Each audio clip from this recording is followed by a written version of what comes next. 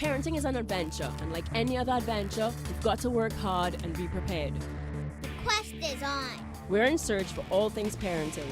We hear from the kids, from the professionals, and from you, real parents on real issues. It's all happening right here, right now on Care. Care, the adventures of parenting. Hi, welcome to Care. Today, it is all about teens. Let's talk teens. April is Teen Health Month. Joining me on set, I have to read this one because she's like really special. We have Dr. Asha Pemberton. Dr. Pemberton is a consultant pediatrician, an adolescent specialist, and a lecturer in child health at the Faculty of Medical Studies at the University of West Indies. Her specific areas of research are adolescent mental health, resilience, and effective parenting of teens. I think we got a good one, guys, today. We did. Definitely a mouthful. It is. Happy Thank to be you. here. Thank you for coming. Thank you for taking you. the time. Yes, absolutely. What is adolescence? So adolescence is that stage of development in the life course through which children transition into adulthood. And sometimes So you still call a pediatrician when you're that age? Absolutely. In other parts of the world, pediatrics actually goes way into the 20s. Really? In Australia, yeah, absolutely. They go up to 25, 26 because we recognize that it is a developmental stage. Teenagers are not big children, nor are they little adults. They have their own unique healthcare needs as they traverse the stages of development to herald them into adulthood. What would be the age of adolescence? Is there an age bracket that you consider? Right, so depending on the organization that you look at or the literature, pretty much between age 12 and 13 up into the 20s. So when puberty starts, which is the physical changes of adolescence, that's when a young person becomes an adolescent, and it ends during, the 20s when they emancipate themselves into adulthood. Are we seeing that adolescent stage is sort of like becoming younger and younger and younger? Is that happening? Because I feel certainly in terms of their mental development, it seems to be happening younger. Yeah, absolutely. So for the last several decades, it has been documented that puberty is starting at a younger age. Nobody knows the precise reason for that. Some talk about hormones in food and in chicken and so first thing forth. I thought. Everybody talks about the hormones and everything. I mean, there would be environmental effects, just general nutrition. Obesity plays a role, particularly in girls. Obese girls tend to start pubertal changes younger than non-obese girls. So there's several factors that certainly influence it, but you can find a normal child at the age of 8 or 9 commencing pubertal development. And with that, the emotional and behavioral changes accompany that as well. When you say commencing, what does that look like? Because I kind of think, okay, well, when we get, Auntie Flo is when we reach there. What does that look like? So actually that is a later step in the process. Oh, so really? Yes, the first step in girls is actually breast development, which sometimes can be subtle or sometimes not so subtle. Changes in body odor, development of hair in genital areas and below the arms, and then, of course, the onset of the menstrual period for girls. So that's actually later on. That part is later on. So by Wow. the time most girls, by and large, have their first menstrual period, other processes have already occurred. And what would it look like for guys? So for boys, it's a bit less obvious or more subtle. So the genital changes happen a bit more slowly, and so other people, and even the boy himself, may not notice them. But then their changes are more dramatic later on. So the changes in their voice, the hair development, the dramatic change in height, and again, that happens more in the teenage years. So earlier onset of puberty is less common in boys than it is in girls, and it's also a bit more subtle. Okay, so is there something emotionally that we can look for? I mean, because you spoke about things like, the breast may not necessarily be very obvious. In my case, my daughter is talking about, she feels like she's getting a little bit and stuff, and you can see. Yeah. And I'm wondering, is it fat boy again, fat, or, and it might very well just be that. Is there something that we can look for emotionally to know, okay, we're starting to prepare for To that see those adolescence changes, stage? yeah. So the changes of hormones that accompany puberty affect the developing brain in the areas of moodiness, sort of emotional, I would say not instability, but fluctuations, right? So early adolescents tend to be very happy and elate in 1 minute and then very cranky in another minute, very sensitive to changes, sensitive to friends. And it's not just that they are bad behaved or miserable, it's just the effect of the hormonal fluxes on their developing brains. One of the things that we know through science most dramatically is that the teen brain, or the brain of a teenager, is very different to that of a child and that of an adult. So the areas of the brain in adolescence develop at different rates. So the areas that control, so the areas that kind of are in control of emotions and impulses and excitement, those areas are more developed at a younger age than are the areas controlled with things like judgment and critical thinking. So teenagers are more driven by exciting, dramatic things than their ability to, show judgment and consequences. And again, when you say teenagers, you're talking as early as 11, 12? 11, 12, yeah. So once puberty has started, the process has started. So even if you're 10 and you're pubertal, those processes are happening. So you can look for something like that at 10, and it's not that the child's, sometimes they go, well, she real falls, right, boy, or whatever, but it just may be that that child is going through early puberty. And it's not that, well, we need to wait until you're 13 to be a teen. Exactly. So if a child is showing physical changes and the behavioral changes, then parents and carers have to treat them in the same way that they would a 14-year-old go through the same changes. Understanding that some of it is just physiological or has nothing to do with social media or bad influences or anything. Right, but having said that, the influence or the impact of social media on that child will be different.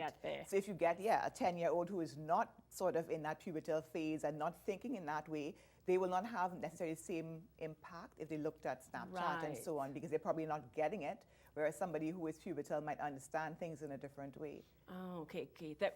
That is a very, very important topic, and I'm going to have to go on break, so I do not want to start that. All right. So we're going to go on a break, and then we come back, and we'll talk about the different implications that the same social media or the same media can have on a different child going through different development. Absolutely. So a lot of differences. Yes, I guess that's why there is no broad brushing for children. Yeah, there is no one quote. Nope, everybody has something different. We're talking teens today. Don't go anywhere. It's Let's Talk Teens on Care.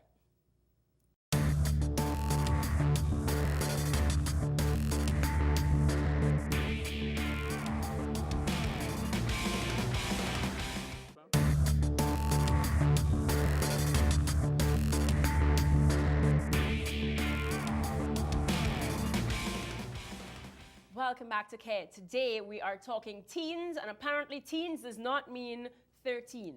It can start from as early as 10. Teens just means, let me see if I got this, if I was paying attention in class, from the time that their body, their emotions start to get into that whole puberty stage. And for some children, we blame it on the hormones in the chicken, but apparently science has not been conclusive about that. But it can happen for all sorts of different reasons. Have I gotten it right? You have gotten it right. That's correct. Adolescence can start earlier than 13 and it goes into the 20s. It's a phase of development. Awesome. So we were talking before we went to the break a little bit about children developing at different times. So of course, if you have a child who is, let's say, 9 and they are starting to experience that early adolescent development, versus a child who's 9, who's not starting to experience it, they can maybe watch the same ad or the same television show or see the same picture, and they'll have different reactions to it? Yeah, yes? or levels of understanding, for sure. Yeah. Levels of understanding. Yeah. Okay, so help me understand that a little bit more when you say that. Right. So again, as we discussed, the teen brain develops at different rates, compared, to childhood and adulthood. But even amongst teenagers, as we are all different, different areas of the brain will develop at different times. And the area that is, controls what we call higher functioning or executive functioning is in the front of the brain, called the frontal cortex. So that's the area that helps us to be organized and disciplined, show self-control, etc. Older people, or more developed people, theoretically should have more complex and developed frontal lobes, whereas younger people may not. So that's issue number one. But when you add to that the effects of hormones, and one of the biggest areas that hormones affects teenagers in the areas of sexuality and impulses, right? So a 9 or 10-year-old who is already pubertal and already going through those stages will have those sort of sexual feelings. They may not understand those feelings, right? Because their cognitive functioning is not quite there yet. But that doesn't stop the feelings from being there. So based on when young people are exposed inappropriately to pornography or other inappropriate material, we always wonder, why did this one child take it on and get so interested, and other kids are like, ew, keep that away from me. It has to do with the way, their stage of development and their stage of understanding of what it's all about. Is there some kind of socialization that can bring on that development. For instance, I mean, I speak to my child like she's an adult. We've never done the come have titi or milky or whatever other words, right? It's always been, listen, these are the words, this is the way I speak to you, and I'm gonna explain things. Right. So could that then maybe speed up her development, or would it just be a coincidence thing? Right. It will change your development. So certainly environment and exposure for all of us affects your development. So even in early childhood development, children who are left to just stay in a car seat all day long sometimes develop their motor skills more slowly than those who have tummy time, who have their parents place toys in front of them so they learn how to reach and learn how to crawl. The same thing in adolescence. If a young person is exposed inappropriately to violent content or sexual content or inappropriate social media, they pick up things incorrectly, albeit, but they pick up things faster than those who have not been exposed. Even things like abuse, trauma, assault, all of these sorts of negative life events will affect the way somebody develops because it changes their experience, their lived experience. Okay, so it's a combination of their natural physiology and that, you know, because it's a combination. Sometimes my child's be asking me some real questions. Well, listen, during the teenage years, many things are happening at the same time, which is why it's the most exciting time in your life. Your physical changes of puberty, there's social changes. During the adolescence is the first time that you and I wanted to be with our friends more than our parents. So younger kids, everything is mommy, daddy, or granny, or whoever is your primary carer. But in early adolescence, all of a sudden, you want to go to the movies without your parents. You want them to pick you up at the gate and not come right into the house of your friend because your friends become more important. So there are physical changes and there are social changes. There are sexual changes due to your physical changes and changes in hormonal levels. You know, young people start to have a sense of sexual attraction, sexual identity. So boys are no longer gross. Exactly. So all of these things are happening at the same time. And when you add to that the academic changes of either SEA or secondary school, there are lots of things in this melting pot that teenagers are managing concurrently. You spoke a lot about the different changes. Are there some things, because these seem to be within the normal realm, what would be abnormal? So, you know, give me like normal development, abnormal development. What are some of the things that we say, okay, this is normal, this is not. Right. This is a cause for concern. Cause for concern. So pubertal changes in girls under the age of 9 or 8 is certainly abnormal and warrants immediate medical attention, for sure. Likewise, for boys under the age of 9, that is not normal. Such children, if you see that as a parent, you need to take them to a pediatrician and have them assessed.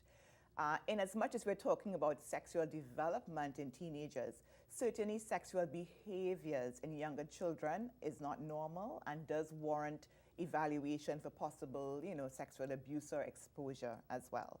And the other big area that people often ask me has to do with violent behavior, aggressive behavior, because we all know children who act out, so to speak, or who fight and throw tantrums. And while some of that can be normal, certainly continuing fighting adults, cruelty to animals, or setting fires, or forcing sexual behavior amongst other children are extremely big red flags, as we say, and those are definitely not normal and should not be just summed up to, oh, he's a bad boy, or he has, you know, hard-headed. No. Any behavior like that needs to be addressed because something is very, very abnormal. That's a lot. It is a lot. Tell me a little bit about your mental health clinic. Yeah. So in September of 2017, myself and the North Central Regional Health Authority started a teen clinic at the St. Joseph Health Center. The entire program is called the CALM program, CALM standing for Children and Adolescents Living with Mental Health Concerns. And we have the clinic every Saturday morning at the St. Joseph Enhanced Health Center. Where is that? That is just outside Eric Williams in Mount Hope. Okay. Yes, same compound essentially. And this is a clinic tailor-made for teenagers who have any emotional concerns, who are at risk for mental health concerns, or who have ongoing mental health concerns. When you say teenagers, preteens as well? So our clinic specifically starts at 12 and we go into the 20s. So we take the full gamut, yeah? And we have an adolescent-friendly environment. So when they come into our space, there are only teenagers there. They see myself, we have a team, social workers, psychology, students and trainees. And the goal is to provide them with an environment in which they feel safe and secure to provide them with confidential health care for them and their parents, and to specifically address the issues that teenagers are facing in today's dynamic, which we know, open up the papers, look at the news, there are teens marching because of guns, there are teens fighting for rights of women. There's lots of things happening in their world, and it's stressful. I think being a teenager today is harder than it may have been, some years ago when I was a teenager, because it's just a different time. Social media has opened them up to an exposure that we never had before, and the pressures on them, I think, are a little bit harder. So what we're trying to do is to address this in a setting in which they feel most comfortable. So is it now that parenting needs to change? Absolutely, absolutely. I was actually speaking at a PTA meeting some weeks back, and someone asked, do we need to know about our children's phones? And I said, well, yes, you do. Because if you think about it, unless your child works for their own phone and pays their own top-ups, this is really your device that you allow them to use. And the capacity and power of social media and phones is such that you have to know what, especially younger adolescents, you have to know what they're up to.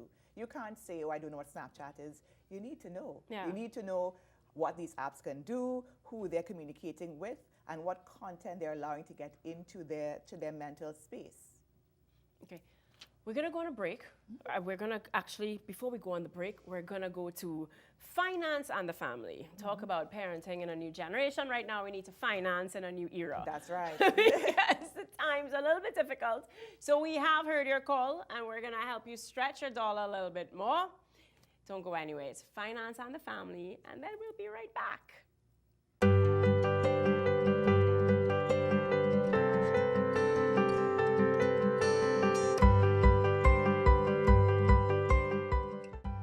Stop giving your kids allowance.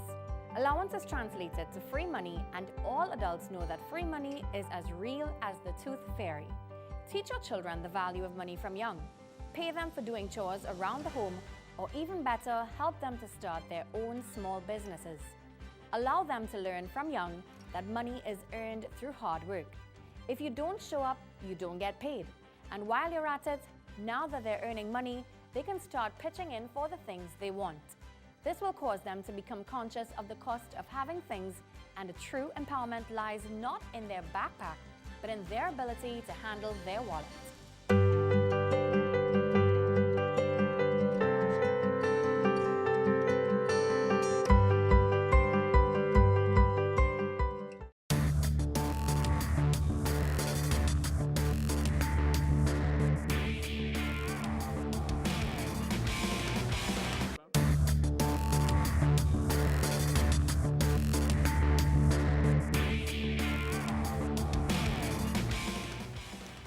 Guys, we're talking teens. Teens. Teens are in the media. Teens are all over the place. We're wondering what's going wrong with them. Nothing's going wrong with them, right? I hope. Tell me. Lots of things are happening. I mean, I call myself the queen of teen.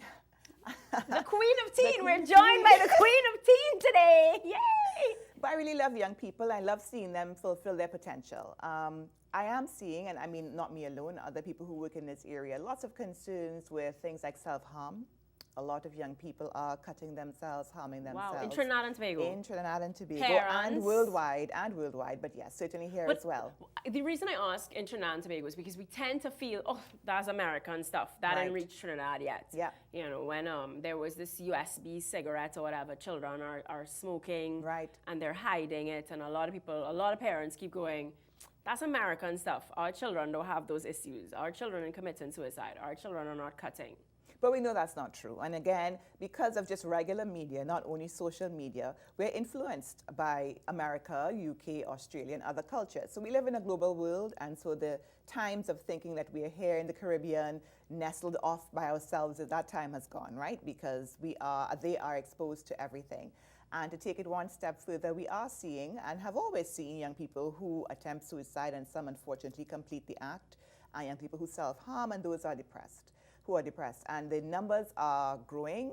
Statistics show that locally, regionally, and internationally, and it is a cause for concern. And so parents have to, first of all, be aware of these problems, look out for the signs, and to take their young people for help. I think one of the concerns we have in our culture is not so much recognizing it, but the stigma around accessing care. Because unfortunately, we still use words like crazy person and mad person and the madhouse. And it's unfortunate, because that stigma prevents people from accessing the care that they need. So apart from this stigma, though, I think sometimes we just don't know where to go or can't afford it. This clinic, do we need a waiting list? Can we just show up? Well, we can't just show up. You can show up and make an appointment, and Okay. our system is such that we try to see young people as quickly as possible. Some young people are suited to the services we offer. Others need different levels of mental health or psychiatric services to be referred on. But we establish ourselves specifically for, as you mentioned, to have the option and opportunity for young people to present themselves.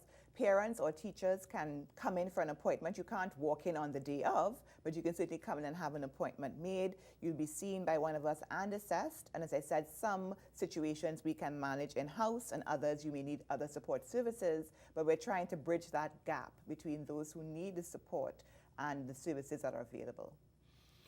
Wowzers. Yeah. Okay, well, we're gonna go on a break. Before we go into the break, just how do we make an appointment to get to the clinic? Right. So is there a telephone number? Do I have to call in?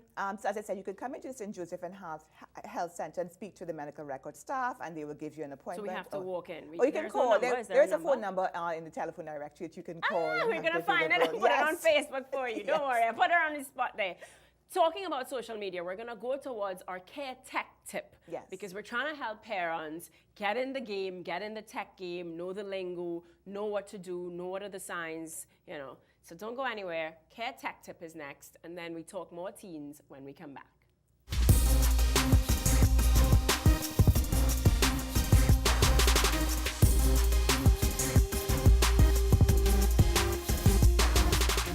Set an age-appropriate technology curfew. Children need boundaries, and this is no different. Studies show that more and more teens are sleep-deprived because they're tucked away with their devices rather than getting that much-needed sleep for proper development. Not to mention, nighttime web surfing increases the risk of sexual predators. Experts suggest to not charge your devices where you sleep. This provides the perfect excuse to have all devices removed from the room at a predetermined hour. This way, they are less likely to feel that you don't trust them, and you can sleep soundly knowing all devices are home safe.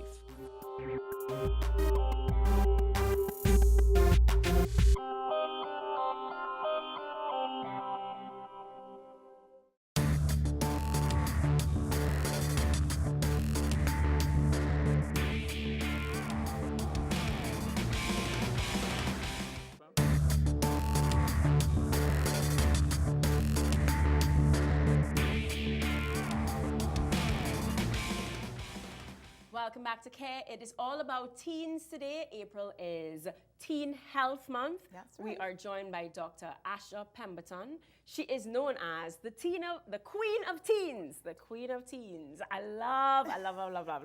It's better than she's a lecturer. She's a adolescent pediatrician. That's right. You specialize in all kinds of things. So I just like the Queen of Teens. Yes, that is great.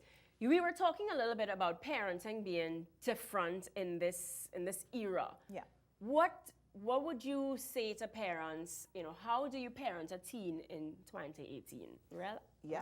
I think Ryan parents Boy. from the beginning of time have to spend time with teenagers, and I think it's even more so now, just because there's so much more that they are exposed to and so much more that they can be involved in that is separate and apart from you.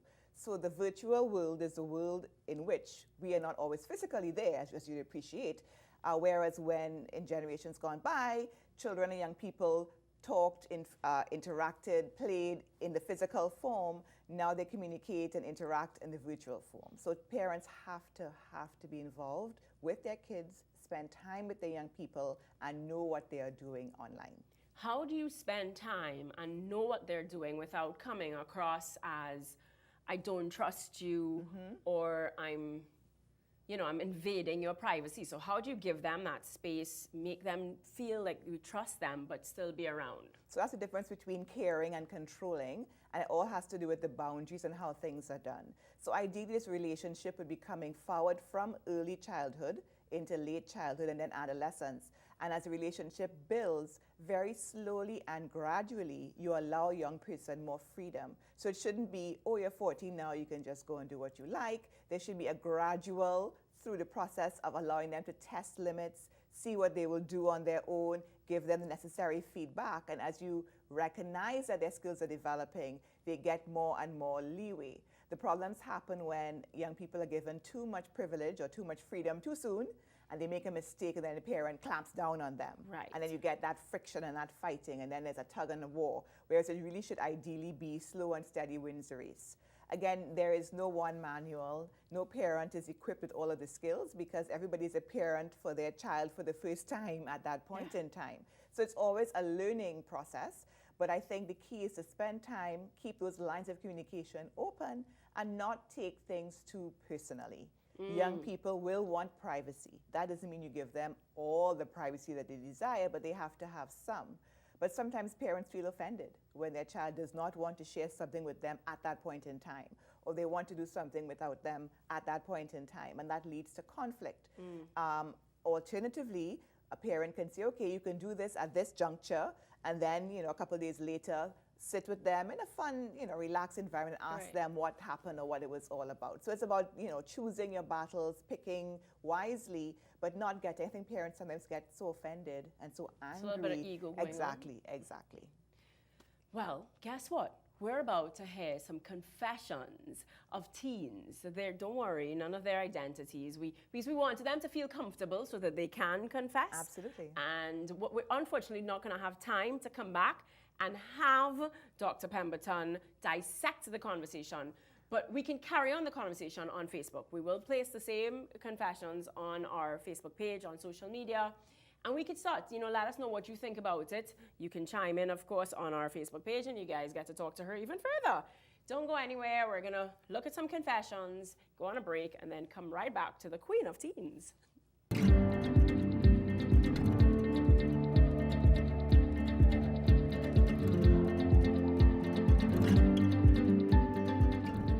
I left school about 9 years ago, a prestigious school located in Port of Spain.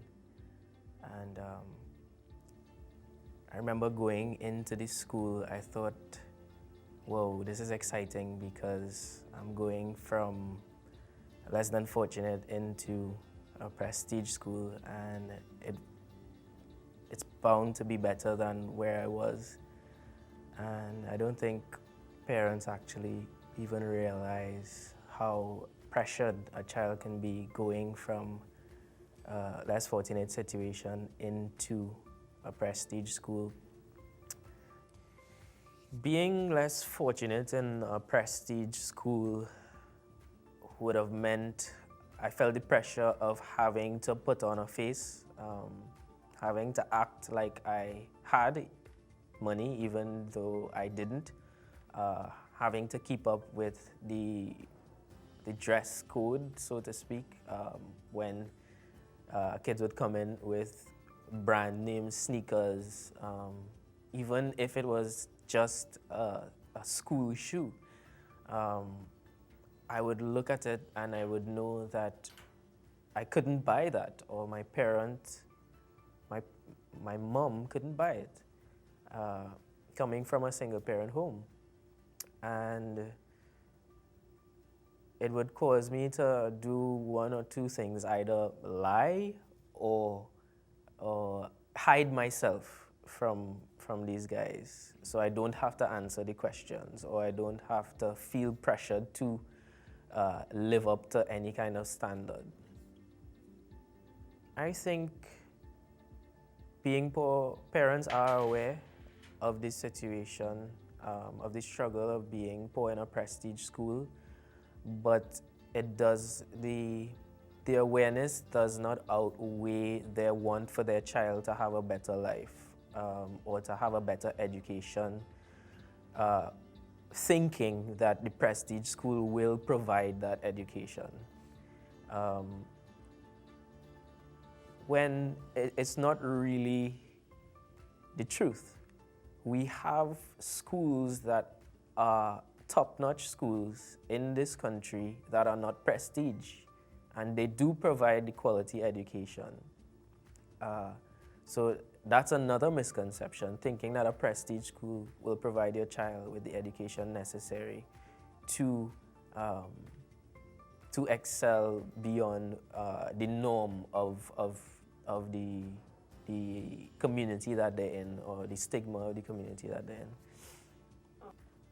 I believe that you need to, from young, if you do desire to send your child to a prestige school and you know that you do not have the financial backing to support the pressure that will be placed on the child, you need to educate them about what really matters in life. I think if a child has a different perspective on, you know, the important things versus the material things, they will still feel the pressure, but I don't think it would be as great and have as big of an effect as it would have on their mind if they don't know or they don't have a different perspective.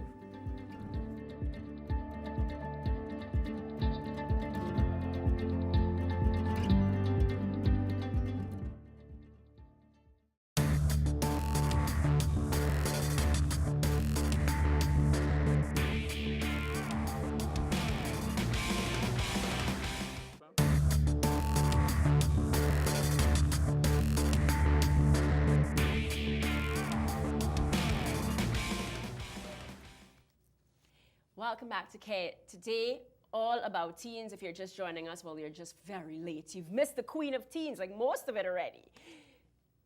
April, Teen Health Month. Yep. We're talking a little bit about things like the increase in self-harm. I wanted to ask, and I didn't get to, so I just want to go back to that. What are some of the things that parents should look for to know? Okay, because you spoke about some days they're happy, some days they're sad, they're going through ups and downs, and that's just the hormones. How do we know the difference between this is normal hormone development and we are moving into possible depression and mental health? Right. So it has to do with a persisting change in behavior and mood. So as we discussed, young people and adults go through different moods, right? Things happen day to day. The way we face life changes, our moods change, and that's fine. But if a young person over weeks, or 1 week going into 2 weeks, is persistently sad, has lost interest in activities to which they previously were very excited, changes in their school performance, they're always crying or irritable. A lot of young people are more irritable. Some of these are signs of depression. In addition to that, they may have changes in appetite. They don't want to eat at all, or they eat too much. Changes in sleep pattern. These are certainly warning signs. As far as self-harming is concerned, some of the most common forms of self-harm will be cutting and burning of the skin, which will leave scars and marks which are visible. But we recognize that on TV, the wrists and the forearms are the common sites that you see. But again, remembering that the abdomen and the thighs are other areas as well. So how in the world am I going to find a scar on my child's abdomen? Well, for a teenager, it's challenging, which is why they tend to present later on, because by this stage, parents are not bathing them anymore and involved in that kind of activity.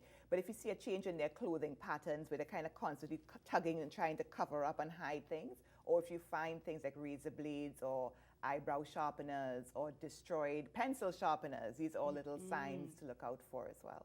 Okay, so regular hormone emotional fluctuations are sort of like inconsistent. Yeah, day to day, like They up go and down, But situational. when it's consistently low, then you want to start to go. Who's the first person we go to when we say, okay, what's going on?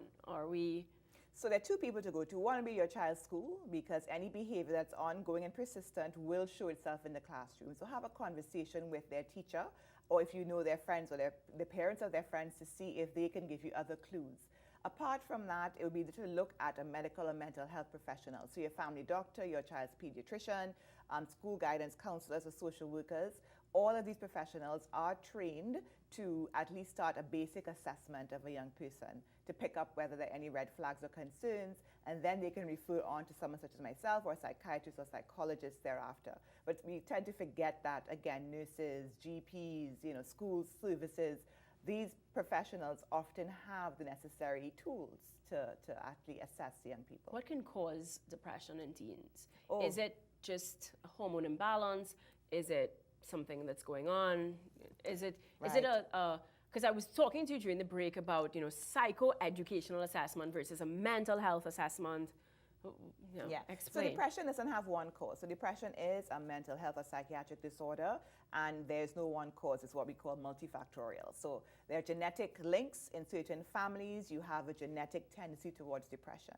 There are environmental factors, again, histories of abuse and trauma that lends themselves to it. Hormonal changes as well, and then also personality. So there's no one thing that causes it. There's several factors that come into play. Depression in the life course tends to start in adolescence, and it's people who have a family history of depression have a very high risk. I think it's up to 3 times higher risk of developing depression in the adolescent years.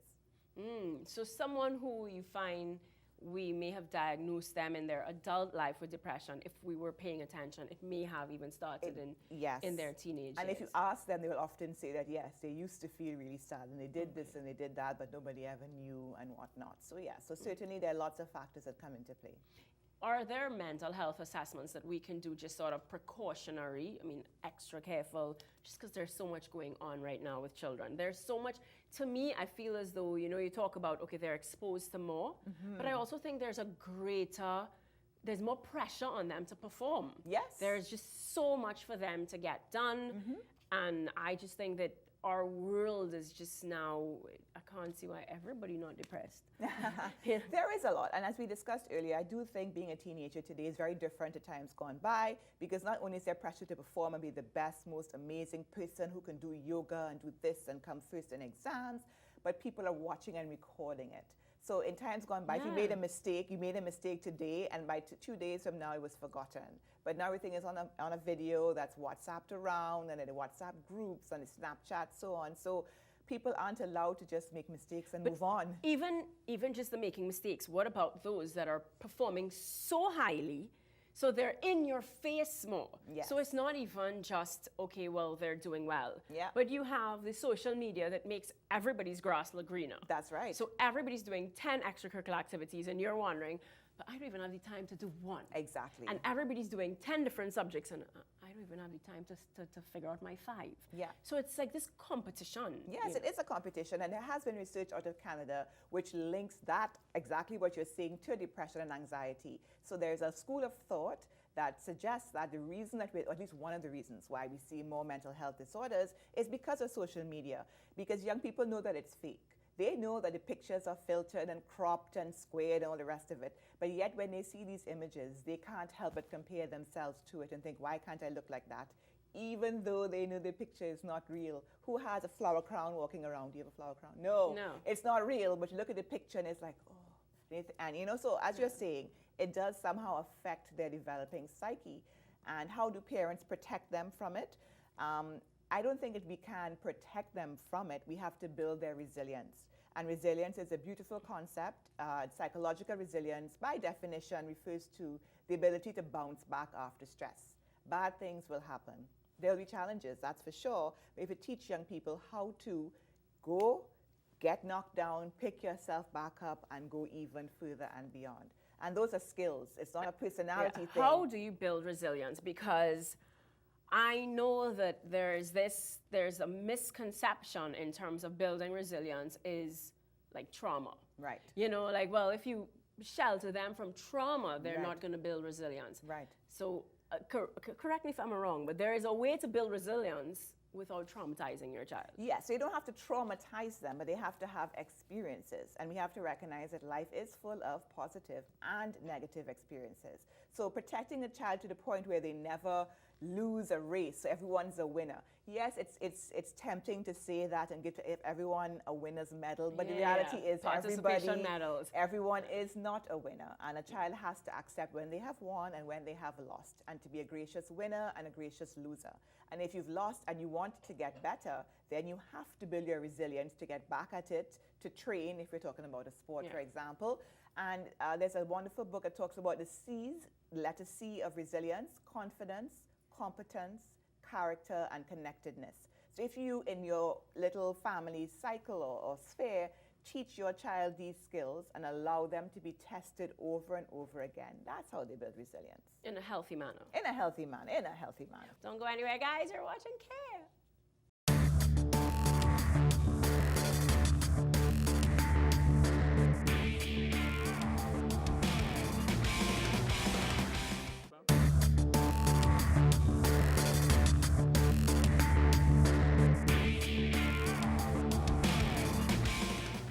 Welcome back to Care. We are in our final segment. The hour goes too fast because I do not want to leave my Queen of Teens.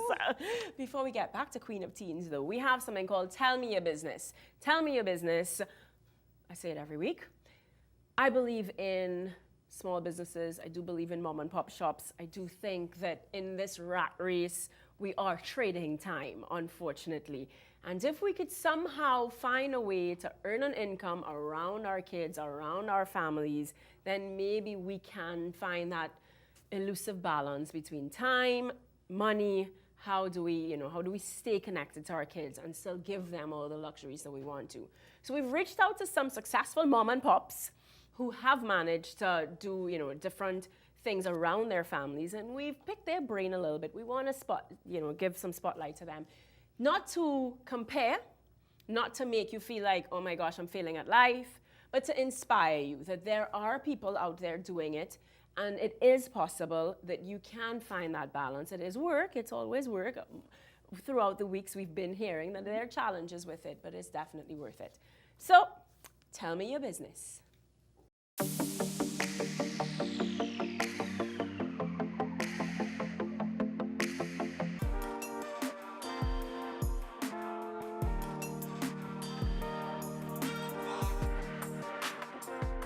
Homeschooling mom of 7, wife, business owner, and manager for 4 of her children's businesses.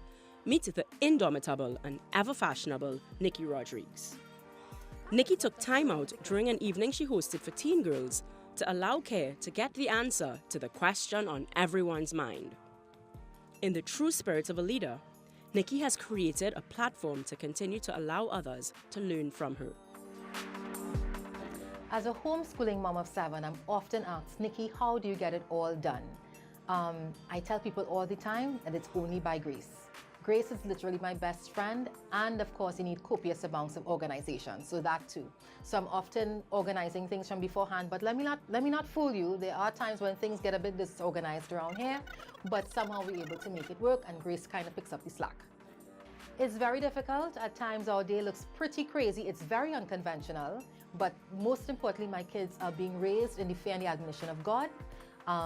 They are whole, they are academically inclined, and I nurture that as much as I can, but they're also being encouraged to be entrepreneurs. I told them when I started homeschooling them in 2009, April 2009, that I wanted them to be employers, not employees, and that's what we're making happen.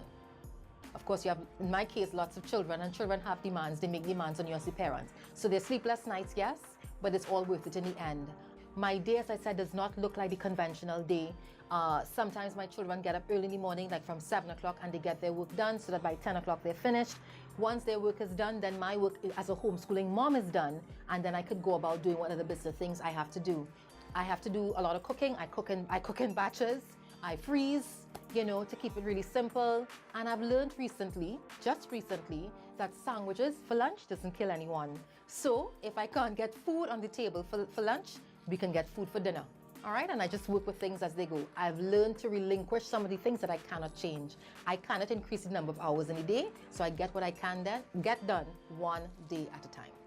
If you want to start a business from home, one of the things I would advise is make sure whatever you're getting into is something that you love and you're passionate about.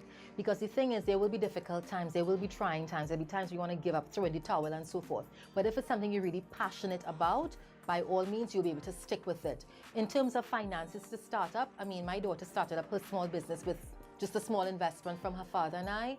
Daughters of the King was started with a few dresses, just getting the feel for people, what they like and so forth, and then it just mushroomed from there. People literally came into my living room to see the clothing, and they changed in one of my daughter's bedroom.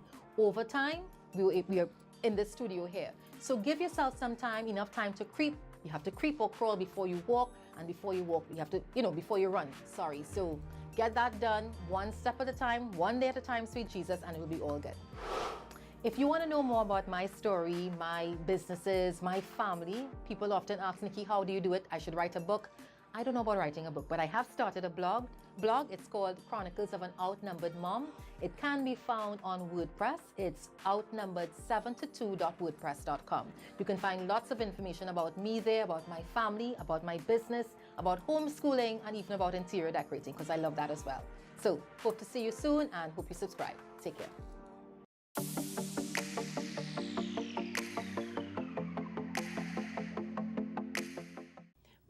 the end. Can I cry? No, that might mess my makeup up. Queen of Teens. Yes. Closing comments. It has been wonderful, by the way. It's my pleasure to have been here. I mean, my closing comment is that adolescence is, a dynamic and fantastic stage of development.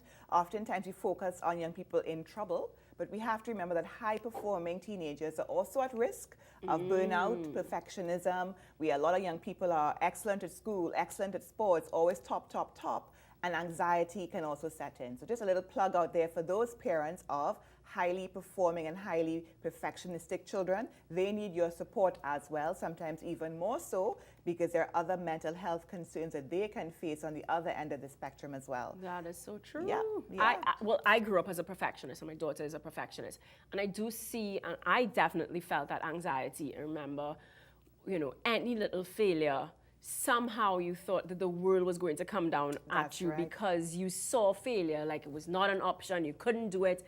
And you really do take it on, and the littlest failure. Yeah, so you have to remember that as well, and overall have fun with young people, make the memories, take the trips, take the pictures and everything, because time goes quickly. So savor the time with your young people, and as far as you can, spend lots of time. Asha, it was truly a pleasure. Keep up the good work with the Teen Health Clinic in St. Joseph. Yes. You said another one is coming? In Arima. We hope to start soon at the Arima Health Center. Awesome. Yeah. Well, I'm going to keep you in prayers because we need them all over the country. Absolutely. Thank you for taking time to come. And thanks for Guys, having me. Thank you. Thank you for joining us on a Sunday evening. And next episode, social media. You can catch us on social media, Care Parenting, Instagram, all those fun things. We're not on Snapchat yet because we ain't young people anymore. See you next week, guys, for another episode of Care.